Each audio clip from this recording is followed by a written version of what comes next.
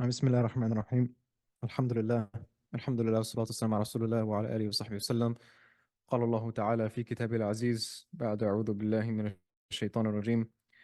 إن الله وملائكته يصلون على النبي يا أيها الذين آمنوا صلوا عليه وسلموا تسليما. So last week we talked a little bit about some of the hardship that the companions went through. And one beautiful thing about that is that the companions left for us an example. They taught us a lesson. That as Muslims, it's important for us to hold firm to our ground. And the Islam that we have today is here because of the sacrifices of the companions. We may think that they were superhuman, and yes, they were special, but you are able to find similar sacrifices for the sake of the deen today. It might be hard for us in an immediate proximity to recognize some of the sacrifices that our brothers and sisters overseas are making for the deen because of our comfort and because of our ease. But those sacrifices are being made. Muslims across the globe are sticking to their iman. They're sticking to their convictions. They cannot be shaken no matter how bad things get. And so it's important for us to read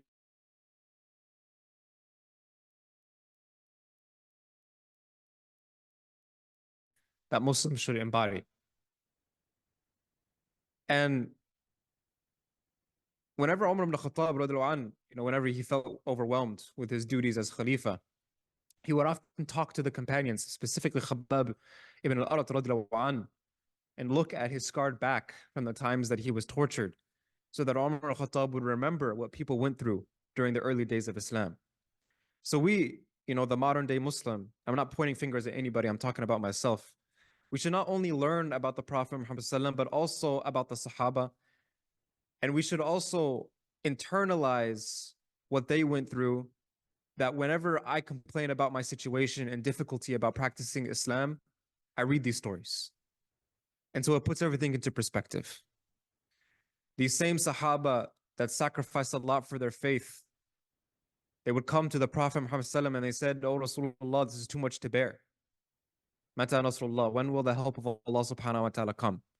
But the Prophet Muhammad would often reply to them, say, "You people are too hasty. You people are rushing things. There were people before you who went through so much sacrifice and torture. They would be thrown into a ditch and an axe would be thrown into the ditch and they would literally be chopped in half. People would be strapped and an iron comb would be taken and a person would literally be like skinned alive. And they never left their faith. They stayed strong. And the Prophet ﷺ motivated his Sahaba like this: hang in there, keep working. The help of Allah will come when the time is right. Now, sometimes we look at the Prophet Muhammad ﷺ telling his companions, be patient, be patient, be patient. And we think to ourselves, like, how long are they supposed to remain patient? How long are they supposed to remain patient? And many of us, from a superficial perspective, may even see what the Prophet Muhammad ﷺ is saying, and astaghfirullah might attribute some type of like misunderstanding that he doesn't understand what his companions are going through. It's actually quite the opposite. The reason why the Prophet Muhammad ﷺ was able to give that advice to his companions, because he was living in the hardship as well, if not even more. And so when it comes to giving advice to people, you have to remember, where are you in terms of giving advice? So for example, me, Akram, who is sitting here, I have comfortable house, I can eat whenever I want, I can drink whenever I want, there's no bombs coming, dropping on me. And then I see the people in Gaza, and somebody might get agitated, somebody might say something, somebody might, do something. And me in the comfort of my own home, I'm like, oh no, you guys, you should be patient. You should be patient. Why are you not patient?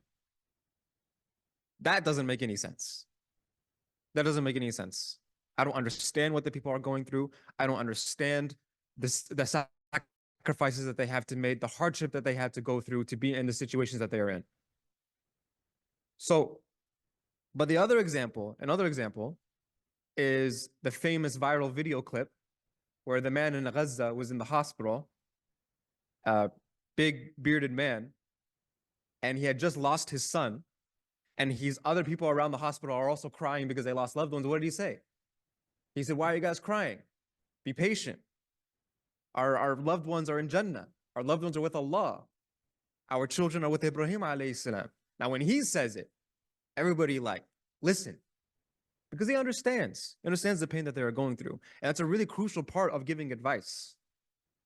Is we have to be, depending on the person, you're not just because you have the right advice, the right things to say, doesn't necessarily mean you're always going to be the right person to say it. But the Prophet Muhammad ﷺ is the right person to say it because he's going through just as much pain, if not more, than with the Sahaba. So he's able to tell them, be patient, don't be too hasty. Wallahu ta'ala alam. And perhaps one of the most beautiful stories during this time, which embodies a lot of bravery, is the bravery of Abdullah ibn Mas'ud radiallahu anhu, who we talked about him and his conversion before.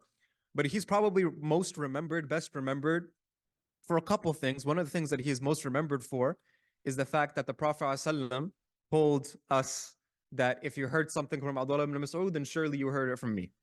Right? Abdullah ibn Mas'ud is recognized as one of the faqihs of Islam, of the companions, that he had really strong understanding of the deen.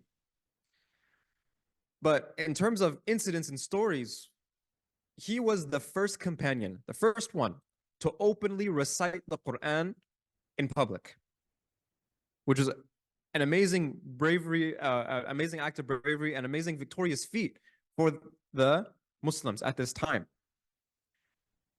And what was interesting about that is Abdullah bin Mas'ud, if you guys remember, he was not a member of any of the sub-tribes in Mecca, but he was only allied to one, but he wasn't a member of the tribes of Mecca, which means that he had no family to protect him, which even makes the bravery, that act of bravery even greater. And what's more special as well is Abdullah ibn Mas'ud, he was a very skinny man. He had very thin calves, right? He was not a person who could defend himself against large or muscular attackers. You know, one time actually, he was climbing a tree.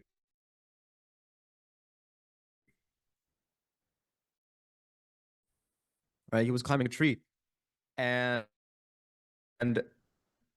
his garment kind of came up a little bit. And a lot of the companions saw his ankle, or saw his shins. His shins are going to weigh more than the mountain of Uhud on the day of judgment, right? In terms of reward.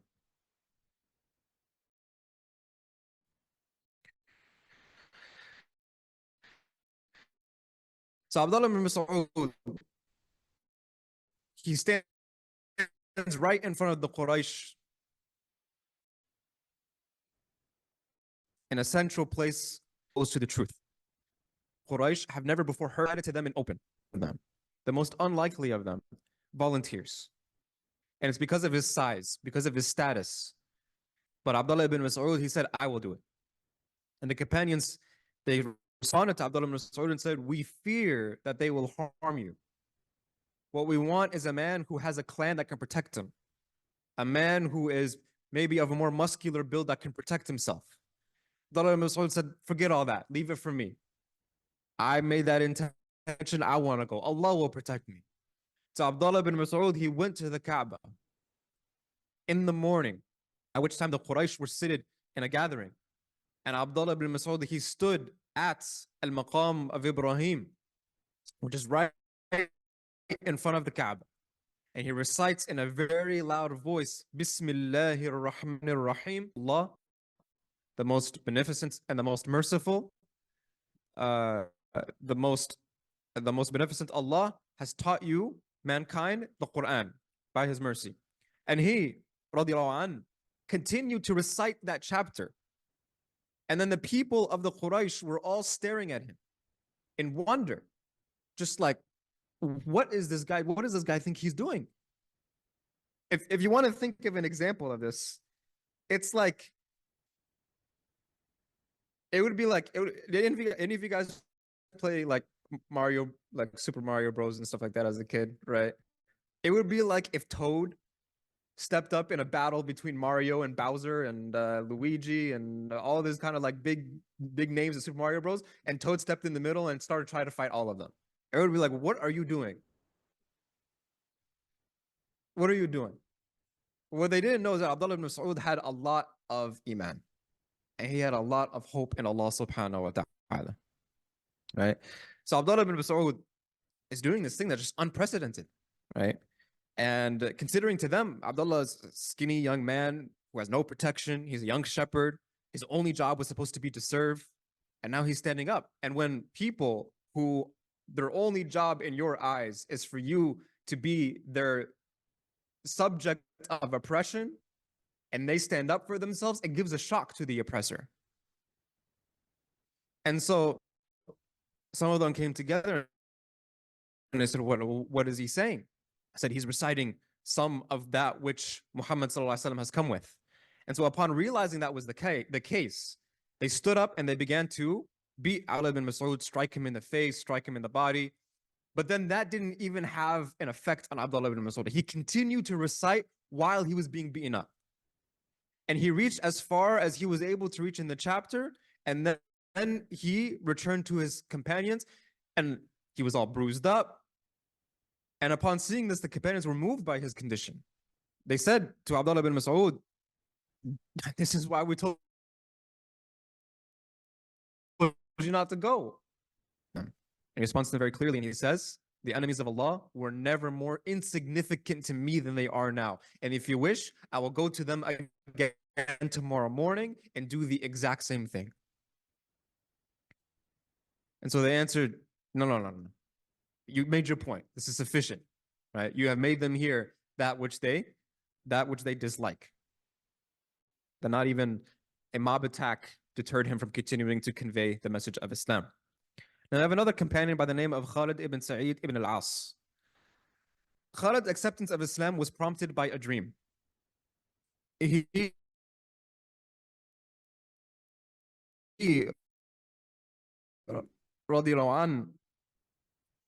dreamt that he was on the brink of falling into fire. And there was someone who was pushing him into it. But in that dream, Rasulullah held on to him in order to prevent him from falling. And so at this point of the dream, Khalid, he woke up and he was in shock.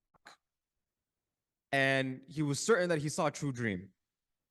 So being certain, he relates the dream to Abu Bakr as-Siddiq radiallahu anhu. And Abu Bakr as-Siddiq radiallahu anhu responds to him and says, goodness was intended for you in your dream. And then he takes him to the Prophet ﷺ and says, here is the messenger of Allah, follow him.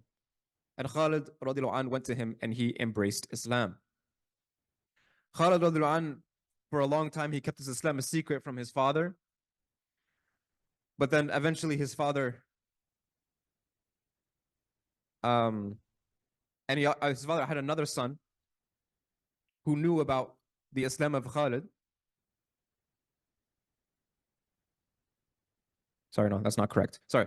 So Khalid, he kept his Islam secret from his father, right? And his father was a staunch mushrik.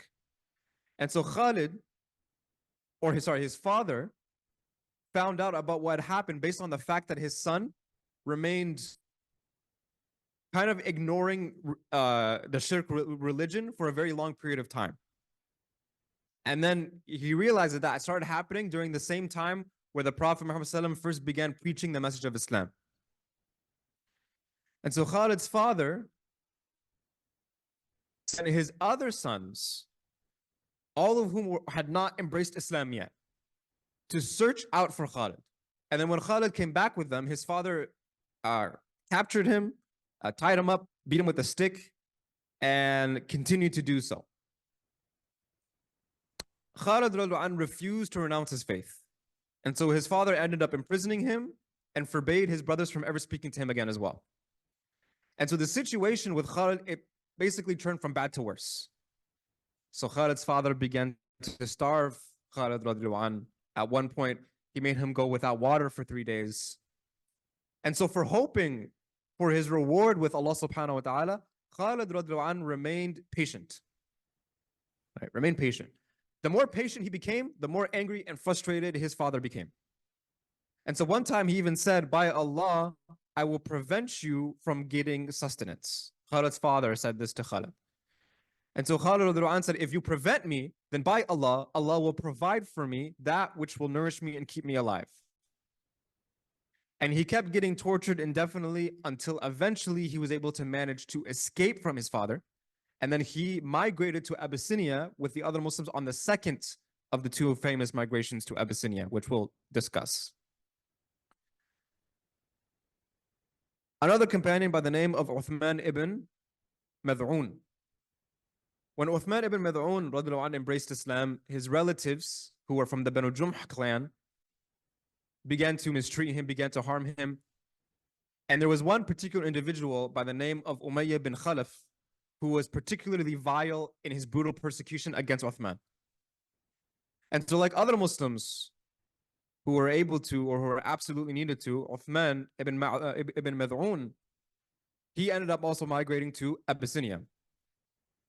However, it was soon conveyed to the Muslims of Abyssinia that the situation of the Muslims in Mecca had improved. But that was a wrong understanding of what happened. And it's because of the revelation of Surah Al-Najm, which we'll also discuss in detail when we get there. Because there's a lot of technical academic things that we have to discuss there because, anyways, we'll talk about it. Uthman radiallahu anh was one of those people when he was wrongly informed, came back to Mecca only to find out that if anything, the situation had actually worsened. Right? It actually worsened. So Uthman ibn Mad'un, who faced a lot of persecution, he did not have anybody to protect him from the persecution. Eventually, in order to enter Mecca, he found somebody by the name of Al-Walid ibn Mughira to be his protection. So some Muslims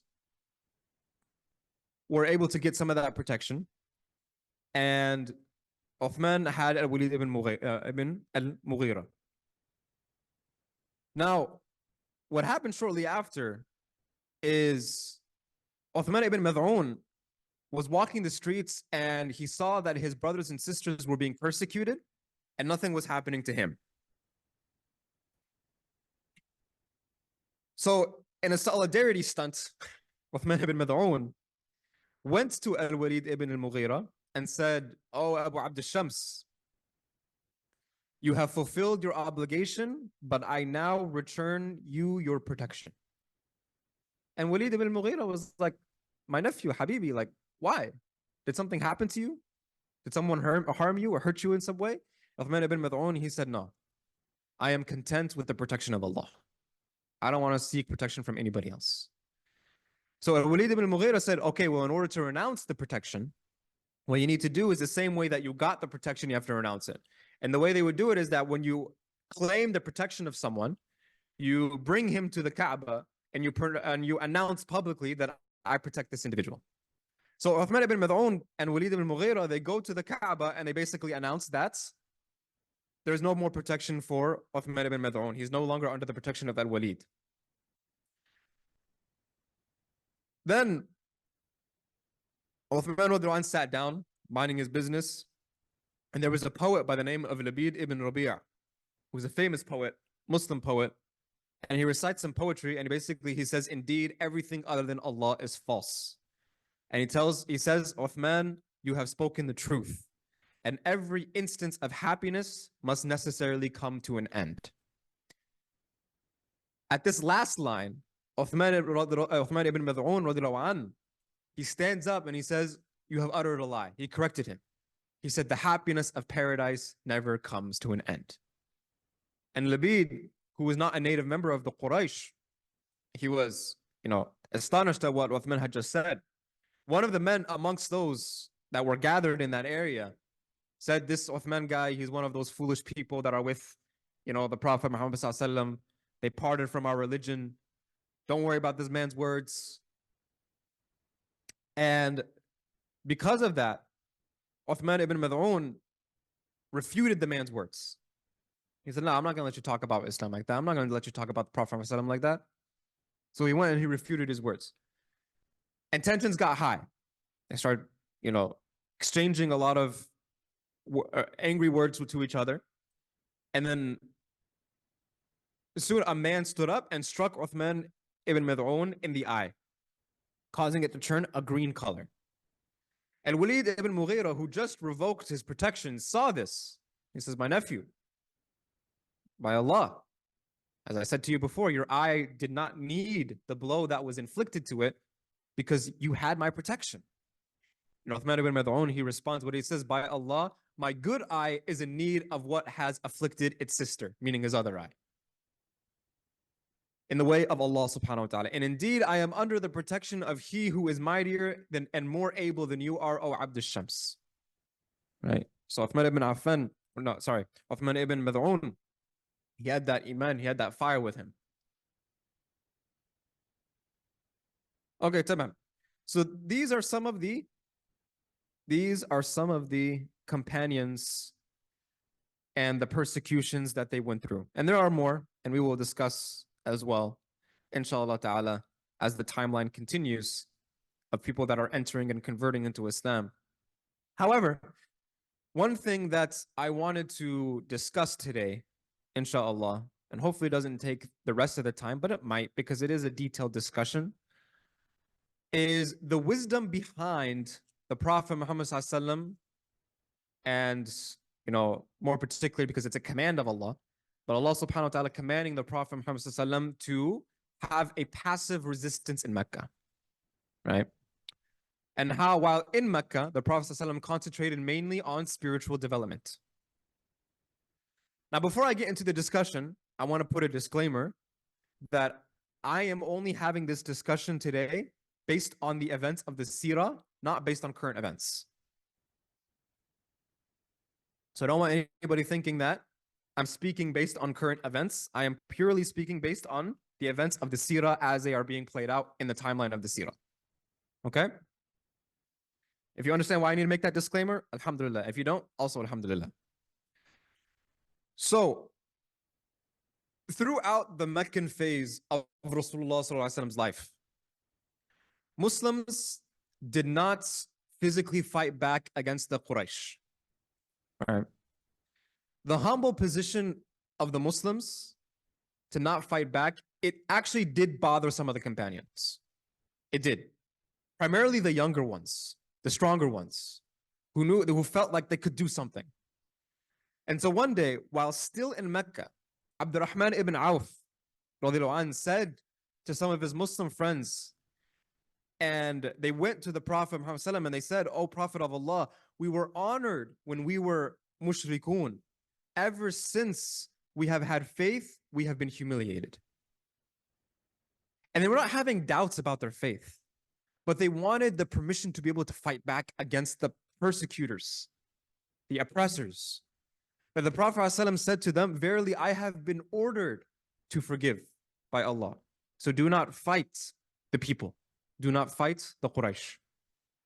Now, many Muslim scholars have attempted to pinpoint the divine wisdoms behind fighting not being legislated, fighting back and defending themselves, not being legislated during the Meccan period of the Prophet ﷺ's life.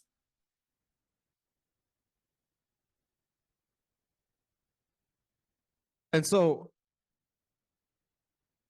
of the wisdoms is that, first of all, we shouldn't assert authoritatively exactly why the wisdom is, right? So there are some attempts at making a wisdom, or the Islamic scholars have provided some wisdoms, but we can't say that this is for sure the wisdom, because if we do that, then we are claiming that we know Allah subhanahu wa ta'ala's wisdom, and Allah subhanahu wa ta'ala is the all-knowing, the all-wise. So when we say that there are some wisdoms or a reason, we are doing so using our ability to reason, right? And our ability to understand. So the wisdoms that I'm providing today, they're not legislative, they're not wahi. It's just what scholars have attempted to share as possible reasons why Allah subhanahu wa ta'ala demanded the Prophet ﷺ to have a passive resistance during the Meccan phase. First, the Meccan phase of the Prophet Muhammad ﷺ's life was a period of training and preparation for things to come. And so part of that training involved the Prophet Muhammad ﷺ having to teach his companions to be patient in the face of adversity, so that they don't lose their temper quickly, so that they follow the orders of the Prophet ﷺ regardless of their own opinions regarding matters. So it was a training that is taking place in a practical setting. That Muslims were subjected to harsh treatment, but they were also not ordered to take up arms against their oppressor. So now later on down the line, when the command to defend themselves is given by Allah subhanahu wa ta'ala, the decisions that they make when they do that are not rash, but they're actually logical and calculated and strategic instead. And that is going to actually help the Muslims grow in their da'wah in ways that you can't even imagine. They didn't let their emotions get the best of them. But most of the time, their battles were very strategic, and that's why they were able to be victorious most of the time. Another potential wisdom is that in a society like that of Quraysh, peaceful preaching has a stronger impact than non-peaceful actions. So the mushrikun, they were people who were arrogant. They were people who were obsessed with tribal loyalty.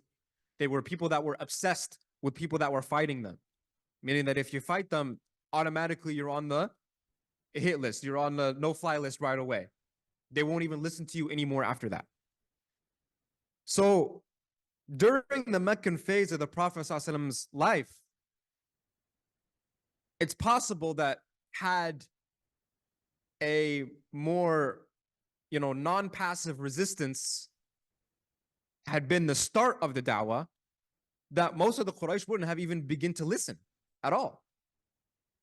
So how would the Prophet ﷺ be able to convert so many of them? Another possible reason was to prevent battles from taking place inside every household, right? So it was not the chiefs of the Quraysh who directly punished and tortured every Muslim. Rather, the chiefs ordered that the torturing of every individual Muslim was delegated to the leaders of the sub-tribes or the guardians, such as fathers, mothers, brothers, those individuals. If you have a member of your family who is a Muslim, it is your job to fight them, oppress them, kill them, persecute them, torture them, try to get them out of the fold of Islam. So had the Prophet ﷺ or Allah subhanahu wa ta'ala command the Prophet ﷺ to give a more non-passive resistance of aggression, then so many households would have broken apart. It would be chaos. The Prophet Muhammad ﷺ and Allah subhanahu wa ta'ala did not believe that to be a wise decision. Another possible wisdom is that Allah subhanahu wa ta'ala, of course, knew that many among those who opposed the truth and tortured Muslims would one day sincerely join the ranks of the Muslim nation. There's so many people like that. Umar ibn Khattab being one of those examples. Abu Sufyan being one of those examples, right? Abu Quhafa, the father of Abu Bakr as-Siddiq, being one of those examples. So many people who ended up later on non-passive resistance, maybe many of those individuals will not have been able to accept Islam, and therefore Allah subhanahu wa ta'ala, out of his wisdom, decided that this will be the means. Another possible wisdom is that the conditions in Mecca to have a peaceful resistance was a more potent strategy instead of taking up arms, right? Especially in a global setting where practically everyone was related in some way to his fellow tribesmen. So people would stand up to help someone who had been wronged. And especially if he was a member of the nobility or a fellow clansman. So for example, there is somebody by the name of Ibn ad-Dughana who declared Abu Bakr radiallahu anh to be under his protection.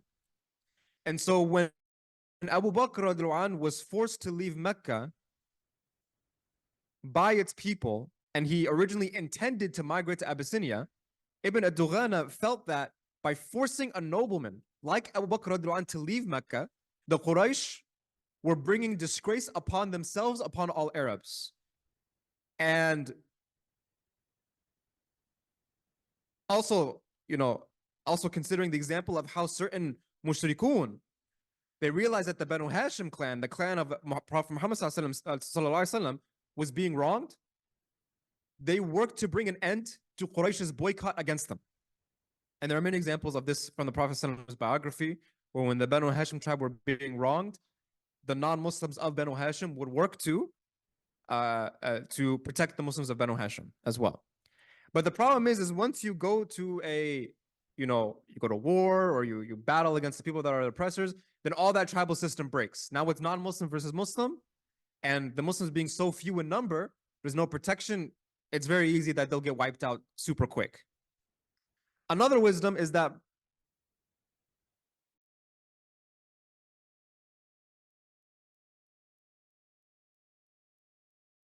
there was no pressing need to fight because the goals of the particular stage of the Prophet Muhammad's da'wah was being fulfilled. It was being fulfilled. People were accepting Islam. People were listening to Islam. In Al-Madinah, defending Muslims from outside enemies was important. But so was spreading the message of Islam to far corners of Arabian Peninsula and beyond.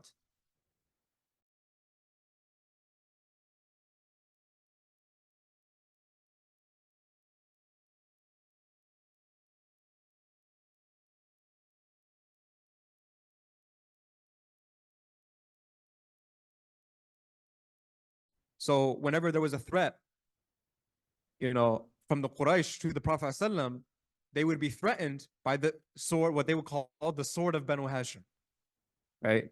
This noble tribe, this strong tribe protecting the Prophet Muhammad ﷺ.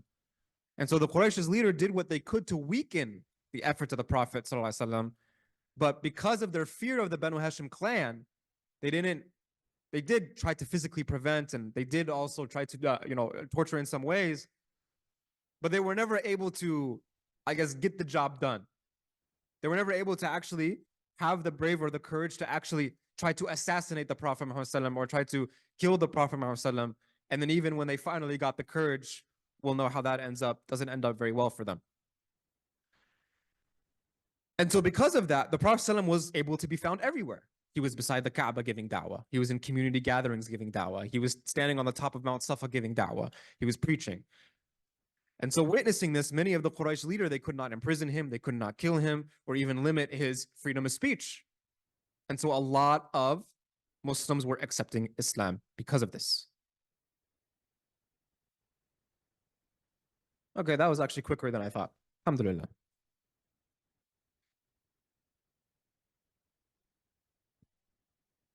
Now let's talk about a companion by the name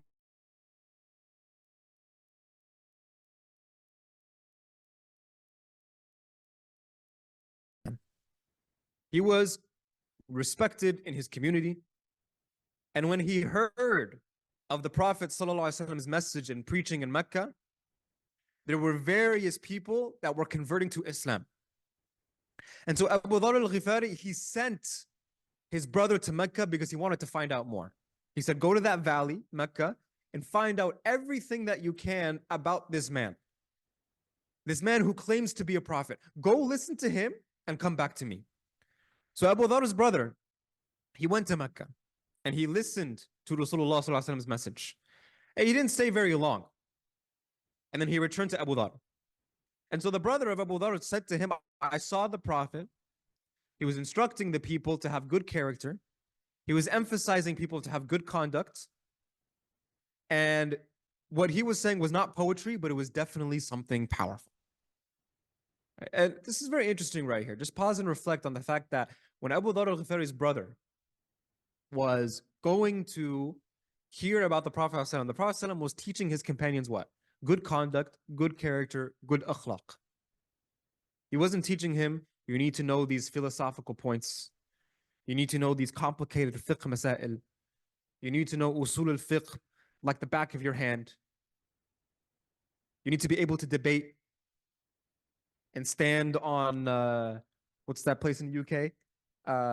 Street corner? Speaker's Corner. Yeah, Speaker's Corner. And debunk all these people and debate and show your might intellectually. He wasn't saying all that. What was he saying? He was saying have good conduct, good akhlaq, and good character. Because the reality is, when we're giving da'wah to people, especially our companions were in the early days of Mecca, and they want to convert as many people to Islam as possible. Most people, when you interact with them, they don't remember when we need to have a discussion with them, whether it's about religion, geopolitics, whatever it may be. Most of the time, people will not, like a month later after the conversation, they won't remember what you even said to them, but what they will remember is how you made them feel in that moment. Did you respect them? Did you show them kindness? You offer them tea. You offer them to discuss it over lunch. Show good character, show good conduct. And then they will come accept Islam because of that, right? There was a study that was done about Muslims that left the Muslims in America that left the deen, right? The majority of them that left the deen, they left because of bad interactions with other Muslims,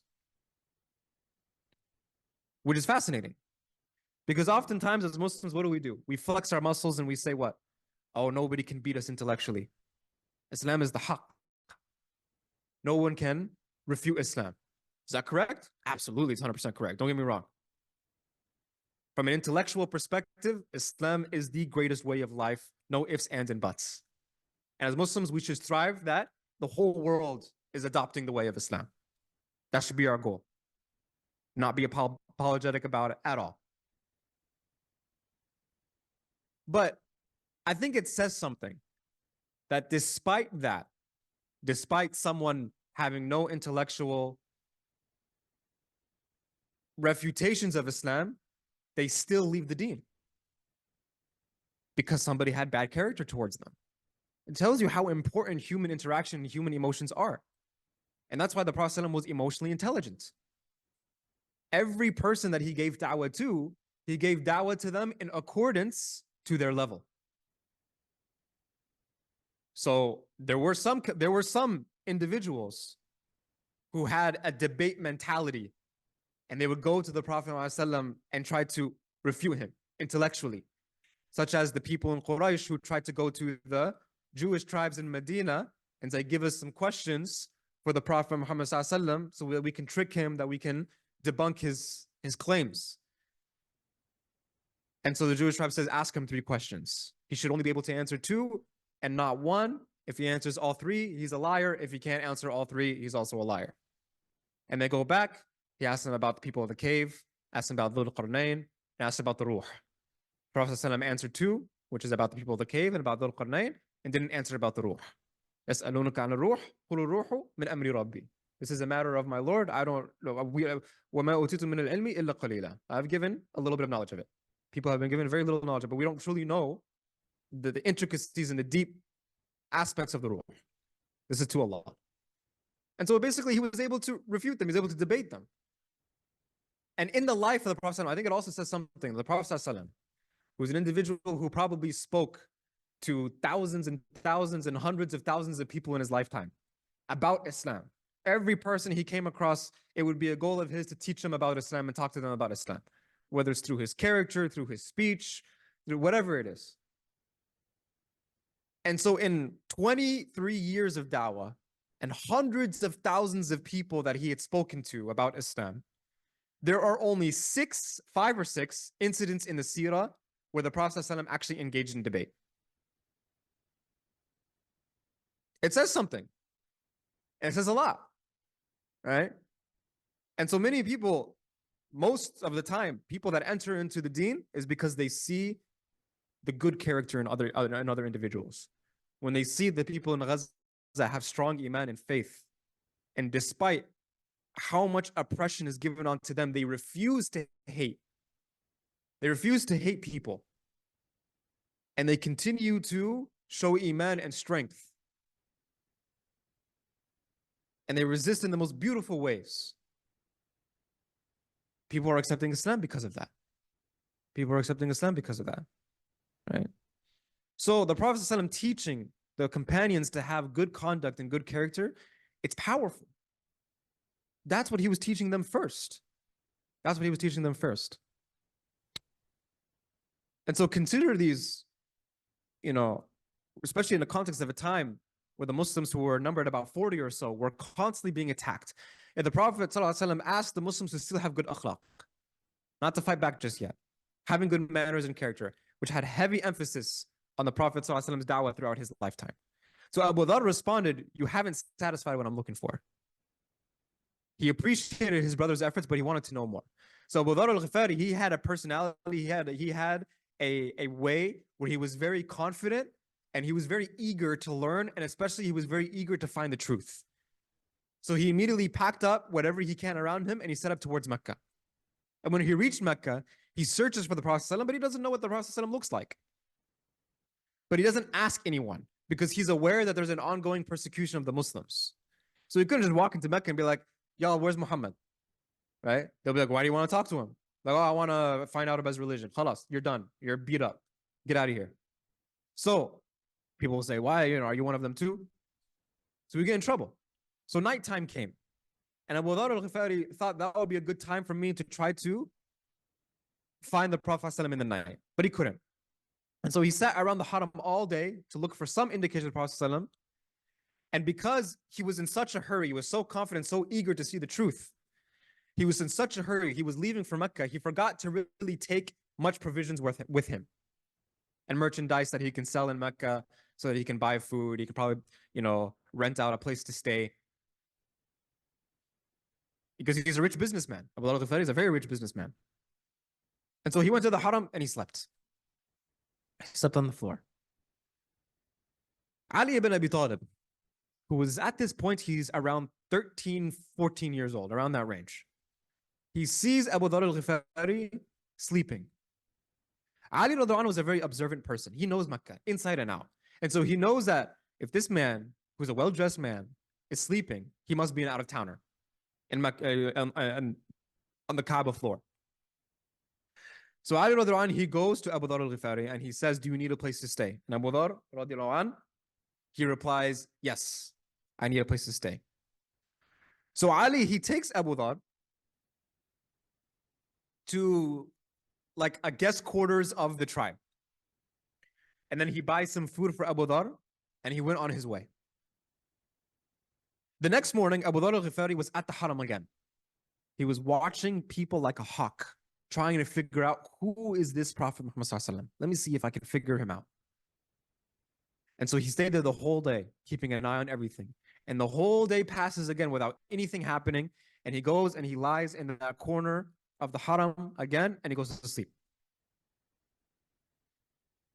Again, he passes by Abu Dhar and he offers him to go stay in the guest quarters, gives him some more food, some more things to drink. And then in the morning, Abu Dhar al-Ghifari went back to the haram again. And the whole day goes by without any sign of the Prophet Muhammad again. And so he goes and he sleeps on the Kaaba floor. Ali radhiallahu anhu sees him again. And then he offers him a guest quarters again, right? This time, on the way to the guest quarters, Ali radhiallahu anhu asks Abu Dhar al-Ghifari, may I ask why you're here in Mecca? You seem to kind of be stuck in a loop. I don't know what you're doing, right? First of all, very profound here. What is Ali radhiallahu anhu doing? Did anybody notice? The 3-day rule. What's the 3-day rule? The guests. That when guests show up, you have to give them shelter for 3 days before asking why they're here in town. Which is a crazy concept for us in America to think about, but actually many Muslim majority countries in the world still practice this. That if a random person shows up to the door, they'll feed them and give them shelter for 3 days. And after 3 days, they have the permission to ask, why are you here? So Ali radhiallahu anhu is doing that. So Abu Dhar al-Ghifari, he says, if you can promise me that you'll help me, then I'll tell you. Ali radhiallahu anhu, this young man, he replies, says, I swear, you don't have anything to worry about. I got you. Abu Dhar al-Ghifari responds to him and says, I heard about a man who claims that he is a prophet who receives divine revelations from the sky. I sent my brother to find out more, and he told me, but I wanted to know even more. So now I'm here, and I'm looking for this prophet. Ali radhiallahu anhu, he says, this is the truth. This man that you're talking about, this is Rasulullah sallallahu alaihi wasallam. Go ahead and stay in the guest quarters tonight. When it's very early in the morning, I'm going to come by and get you. Listen to me carefully. When you see me passing by, I want you to start following me. Don't acknowledge me. Don't say salam to me, nothing. Just follow me. If I see anything that worries me because you're an out-of-towner, I don't want you to get harmed. I don't want you to get killed. I'm going to pretend like I am stopping. And I'm going to pretend like I'm looking for something like water. If you see me doing this, just keep walking by. Don't worry, I'll find you and we'll meet another time. That's the game plan. Otherwise, you just keep on following me until we enter the compound where the Prophet ﷺ is. And then you can enter after me. First of all, a 13, 14-year-old man, a young man, coming up with this genius strategy to make sure that his guest is protected is amazing. And it teaches us something, which is, again, I like, subhanAllah, like, I don't know. It's just because, like, it's just what's currently going on, or it's because it's always on our minds. But the parallels between Mecca and what we're seeing today with our Muslim brothers and sisters in like Gaza and Sudan and Kashmir and so many other places around the globe, it's just like the parallels are so hard, are so easy to see. So, you see videos of kids, children around this age, and amongst the rubble, they're finding out ways and figuring out ways to creatively have fun, play games, still be friends, still be children, and have a childhood. They'll build towers with the rubble. And it just tells like one of the most beautiful ways of resistance that frustrates an oppressor is seeing that, right? It's seeing that. And so we're seeing it with the companions. Ali Radwan is 13, 14 years old. And in that, he is able to creatively protect his guests in ways that we wouldn't really think of. But also, one fair point as well is that the companions, radiallahu anhum, and during the time of the Prophet ﷺ, and technically, Islamically and fiqh as well, we don't have a label of teenager, right? There's either you're a child or you're an adult. There's no in between. So at 13, 14 years old, you're already assuming a lot of adult responsibilities. You're already, being treated as an adult, expected to act like an adult. And, that causes people to mature a lot quicker. So the next day, Ali radiallahu anh is able to lead Abu Dhar all the way to the Prophet ﷺ. And Abu Dhar al-Ghifari, he sits down, he listens to the Prophet ﷺ, and he accepts Islam right there and there. Abu Dhar stayed with the Prophet ﷺ for a few days until the Prophet ﷺ told him, go back to your people and tell them of my message, right? And stay there until I send word for you. Don't worry, I won't forget about you. And so Abu Dhar al-Ghifari was one of these people who, had a lot of confidence, right? But he wasn't arrogant. He had a lot of confidence, but he wasn't an arrogant person. He's the type of person that would take every course of action that he wanted to take very confidently. So just like when he left for Mecca, he left without packing anything. He just went, right? Because he wanted to know more about Islam. So Abu Dhar told the Prophet ﷺ that I swear by the one who sent you the truth, that I will not go back to my home until I proclaim my faith in the middle of all these people. Who do these people think they are? How dare they try to persecute the truth? I will stand in front of everybody and I will give the shahada in front of everybody right now. So he went to the middle of the haram and he yells, Ashhadu an la ilaha illallah, Ashhadu anna Muhammad Rasulullah, in front of all the Meccans. And obviously what happened is Abu Dhar, he has no tribe here. He starts getting beat up almost immediately. They get up and they start beating him to the ground. Abbas, who at this time is not a Muslim, and he's one of the Prophet's uncles. And he did not agree with Islam initially, but later on he will come to accept Islam. He was a soft-hearted man, right? So when he saw this scene that was happening before him, Abbas radiallahu anh, he runs to Abu Dhar and he covers Abu Dhar al-Ghifari radiallahu anh like a tent. Abbas, what you need to know about Abbas biologically, was a very, very tall man, right? Like almost like freakishly tall. There are narrations where it says when Abbas would sit on a mule or a donkey, that his feet would reach the ground. His feet would be dragging on the ground, right? Narrations also say that in the battlefield, Abbas would stick out like a crowd in the flag, like a flag in the crowd. Just how tall he was, right? So if Abbas, he'd be like the center on a basketball team, like a super tall, big dude. That's how tall he was. Abbas also, because of his, how big and mighty he was, he also had a voice that was like a boombox, right? It was very, very loud. Everybody can hear him. So whenever the Prophet ﷺ would make an announcement to a large crowd, Abbas would be one of those people that would repeat it so that everyone in the crowd can hear him, especially in the later days of Islam when there was now so many companions that the Prophet ﷺ's voice could not necessarily reach all the way towards the end. Abbas would be kind of like his mukabbir. He would repeat so that everybody could hear. So because it's Abbas and the son of Abdul Muttalib, as soon as he came to cover Abu Dharr al-Ghifari, people immediately backed away. And Abbas was a smart man. So he said to his people, what's wrong with you all? Don't you know this man is from Ghifar? Your business routes to Bilad al-Sham goes through his tribe. You idiots, if you kill him, you kill your business. What is wrong with you? His tribe will come for us and we'll shut off, all business trade, and we won't be able to be successful anymore. Right? If only, Muslims had each other's back like this today, where they can cut off the business. They have the full ability to protect their other brothers and sisters from being oppressed. But unfortunately, business is business. And just like that claim stopped the people from hurting Abu Dharr al-Ghifari because they cared more about their wealth and their money than they cared about people, that when tens of thousands of people were being indiscriminately bombed, nobody batted an eye. But as soon as a few ships that had some merchandise were turned away, suddenly now every country wants to get involved. Same thing. Business is business. Money talks.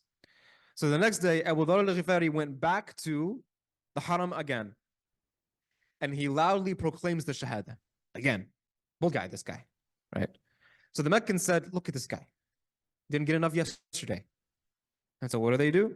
They start beating up Abu Dharr al-Ghifari again. Abbas sees this again and is like, oh, okay. He goes and he covers him one more time. And he reprimands his people. And he reminded them of the implications of their actions. And again, when they heard that their wealth is in jeopardy, they disperse. So Abbas, fed up, he takes Abu Dharr al-Ghifari to the Prophet and says, talk some sense into this guy. I can't keep protecting him every single time. I can't keep saving him every single day. So the Prophet talked to Abu Dharr al-Ghifari, I love your enthusiasm, but you need to calm down a little bit. Abu Dharr, he was a very wealthy person. He was a very educated person before accepting Islam. And after accepting Islam, his wealth and his knowledge just continued to grow. So he was very proud of his new faith, of his Islam. He had a lot of conviction. He's one of those people that it may take a little bit of time for him to find the truth, but once he finds the truth, he'll have full conviction in it. Right? There's a lot of people that I know like that it's very hard to convince them. But once you convince them, they're convinced and they will have full conviction in that. And so he's very knowledgeable about the deen as well. Abu Dharr al-Ghifari is one of those people that many of the younger Sahaba later on are going to take counsel from Abu Dharr al-Ghifari. Many of the Tabi'een are going to seek education and ilm of Islam from Abu Dharr al-Ghifari. Abu Dharr al-Ghifari is the one who narrated from the Prophet Muhammad ﷺ a particular hadith, right? And this hadith is that the Prophet ﷺ said that the dunya and the money will never quench the desires of Banu Adam. And the son of Adam always says, this is mine, this is that, everything is mine, mine, mine. Meaning what? Like, this is my car, my job, my house, my Bugatti, what color is your Bugatti, whatever, right? But the Prophet ﷺ said that the only thing that legitimately belongs to someone is the food that he eats, the few clothes that he wears to the point that they get like tattered, and the money that he gives to sadaqah. What's meant here is that all these things don't go anywhere after you pass away. The food that you ate, where does it go? It just gets, digested. Khalas, that's it. Like, it doesn't go anywhere. It's not given to anybody else. It doesn't follow you. It doesn't necessarily follow you to the grave either. And the few clothes that you wear to the point that it gets torn up, no one's going to really take that after you. And the money that you give to sadaqah, you gave it away. Everything else that you have, somebody else is going to own it after you leave. So nothing is really yours. And so this particular hadith had a very strong impact on Abu Dharr al-Ghifari. He literally made this hadith his life. So outside of the food that he consumes that day, and clothes that he wears to the point that it tears, and basic humble roof or transportation that he owns, he considered everything else to be excess. Give it away. Abu Dhar al-Ghifari still remained to be a successful businessman, but his life was very simple, and he would give everything. Every day, anything that he would consider to be excess would be thrown out and given to charity. And Abu Dhar, he considered everything out of those bare basic minimums to be a spiritual liability, that everything that you have is going to be questioned on the day of judgment on how you used it. And so one day, a tabi'i went to Abu Dhar al-Ghifari and told him that you are one of the longest standing tenured veteran Sahaba of the Prophet ﷺ. You're old school. I want to learn from you. And so Abu Dhar al-Ghifari said, listen, young man, I really don't think you're cut out for this. Tabi'i said, no, I want to learn from you. I want to live with you. I want to gain knowledge from you. I'll serve you. I'll dig the dirt. I'll tend to the sheep. I will do whatever you need me to do. I'll earn my keep. Abu Dhar al-Ghifari agreed. Right? Abu Dhar al-Ghifari agreed. Abu Dhar then told his student that sometimes people would come to him for financial assistance. And he told them that if I have something to offer them, you give them the best of what I own. That is your responsibility for now. All right. You know, what's interesting here is that Abu Dhar al-Ghifari, he made sure that the person that is trying to learn from him was solid in his khidmah, in his service, before actually teaching him any knowledge. And that's what knowledge is. You need to be humble enough to know that you are in a position of service, that you are willing to serve, you're willing to give khidmah, and then you get knowledge. Nowadays, what? Say, oh, you want to go to the sheikh and say, I want to learn. And the sheikh will say, what? Take out the garbage, clean the bathroom. And no, you didn't hear me. I said, I want to learn. I said, I want to learn. He's like, yeah, I heard what you said. I heard what you said. But Allah subhanahu wa ta'ala, what did he say? He said about people that use knowledge for prestige, right? And they don't actually take on what the books are meant to be, which is the example of those who were entrusted with the Torah and they did not take it on, is like what? It's like a donkey who carries books. This is what it is. Someone who hasn't been trained in service and khidmah of the deen, but has a lot of education, has a lot of knowledge, is like a donkey carrying books, right? And I'm not saying that about anybody, I'm saying that about myself. That's just what Allah subhanahu wa ta'ala says. Versus someone who knows that their ilm comes from a good root, right? Like where Allah subhanahu wa ta'ala says, kalimatun tayyibatin kashajaratin tayyibatin. That it's like a good tree. Its root is firm and its branches will reach the sky. This is the equivalent of ilm. That when you have humility, when you have the tarbiyah, the training of service, then your ilm will take you to great lengths. If you're only worried about the knowledge because you want the prestige and you want to look smart and you want to look like a genius in front of your friends, then it's like a donkey carrying books. So Abu Dhar gave him that task of you have to give people the best of what I own. Some families went to Abu Dhar al-Ghifari house to receive a donation. And Abu Dhar, that day, he had two camels. One camel was a big, strong camel, and the one was a smaller, weaker camel. And the families were starving and they wanted some food. So Abu Dhar's student, the tabi'i, saw that since all the families wanted to slaughter a camel to use for food, he thought it would be better to give them the small, weaker camel because Abu Dhar al-Ghifari needed the stronger camel for transportation and his family. So the tabi'i was trying to make a logical decision, and he said that he gave the family a smaller camel. And towards the end of the day, Abu Dhar al-Ghifari was taking an assessment of the day's activities and all that he needs to give away. And the tabi'i told him about giving the small camel to a group of hungry families. And then when Abu Dhar heard this, he asked him, he says, well, what did I tell you? The tabi'i responded and he said, to give the best of what you own as a donation. And Abu Dhar said, well, wasn't that big, strong camel the best of what I own? This was the one right here you should have given. Then he said, yeah, but I was thinking that, we prefer the bigger camel for transportation and other needs and things like that. He said, no. You don't understand. I don't care about your logic. right? Will you stand on the day of judgment on my behalf about why I gave a smaller camel or a weaker camel, or am I going to have to answer for that? You or me? He said, well, you're going to have to answer for that. And says, okay, then you should have given them the strong, bigger camel. Can you defend me before Allah? No, you can't. So you don't get to make the call. And so in his old age, Abu Dhar al-Ghifari lived to see. I'm almost done, guys. I just need to finish this story of Abu Dhar al-Ghifari, and then we'll be done.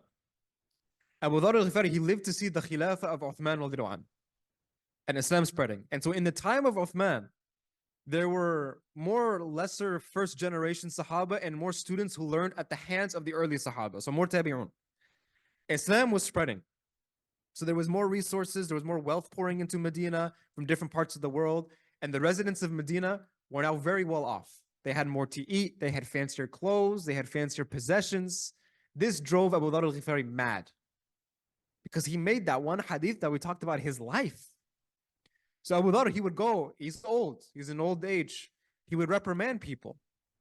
If he saw someone, wearing the newest baller clothes, Abu Dhar al-Ghifari would tell that person, what's wrong with you? Why are you wearing that? Why do your shoes match your shirt? Why did you make that conscious decision in the morning? Right? How's that going to help you? If he saw someone riding a horse with another horse tied to it, he says, are you kidding me? Why do you have two horses? You only need one. Are you riding both at the same time? No, you're not. You only need one. Abu Dhar al-Ghifari, sometimes when he would see someone who was hungry or poor, he'd lose it. He said, how is there a poor person in Medina when we got all these well-to-do people in Medina? You're matching your shoes and there's a poor person in Medina? And so Uthman radiallahu anhu, one of the first generation Sahabi like Abu Dhar, who was the Khalifa, he had to sit with Abu Dhar and talk to him. And Uthman asked, what's going on with you, man? And Abu Dhar, he said, nothing is going on. I just miss the days of the Prophet Muhammad sallallahu alaihi wasallam. And Uthman, he says, I know. We do. We all do. But I know that you certainly do for sure. Everyone knows that you do. You clearly make it very known. Listen, it is what it is. Look, what these people are doing is not haram. It's not haram. It is my job as the leader of the community to manage the whole community. There's different people, there's different backgrounds, there's different levels of taqwa, there's different levels of practicing, and nobody's doing anything haram. I understand that you're frustrated. I respect your right to be frustrated, but you're causing a little bit of disruption in the community. I'm going to need you to tone it down a bit. This shows that the companions, they had so much love and respect for each other, even when it came to correcting one another. And that's what made them the companions, right? And for Abu Dhar al-Ghifari, there's nothing against him. His taqwa, his iman level was so high that he just couldn't fathom that people were using excess for anything, right? It's just something that just they could not comprehend it. That's how high their level of iman was. And so Uthman ibn Affan, basically, and Abu Dhar al-Ghifari, they kind of ended up creating like a retirement plan for Abu Dhar, where they found him like a nice residence in Medina. It says, you live there, I'll come visit you regularly, but live there so that you can have a bit of peace of mind, and it'll make, running the community a bit easier for me. Don't worry, everyone respects you. No one wants anything to be difficult for you, but there's, I was putting Uthman in a tight spot, right? And it's also, it wasn't healthy for Abu Dhar al-Ghifari to be upset all the time. So, basically what Uthman did is managing the community and the different levels of taqwa of the individuals. He gave Abu Dhar al-Ghifari the life that he wanted. He gave it to him, right? And then Abu Dhar al-Ghifari was able to live the rest of his days outside, or just right outside of Medina. Okay, we'll conclude here, inshallah ta'ala. Sorry, I won't be taking any questions because we are way over time. But if you do have any questions, feel free to come up, inshallah. I will be here. Brothers or sisters, welcome to come ask any questions. I'll be here for a little bit and answer anybody's question, inshallah. Jazakumullah khairan. سبحان ربك رب العزة عما يصفون وسلام على المرسلين والحمد لله رب العالمين. السلام عليكم ورحمة الله وبركاته.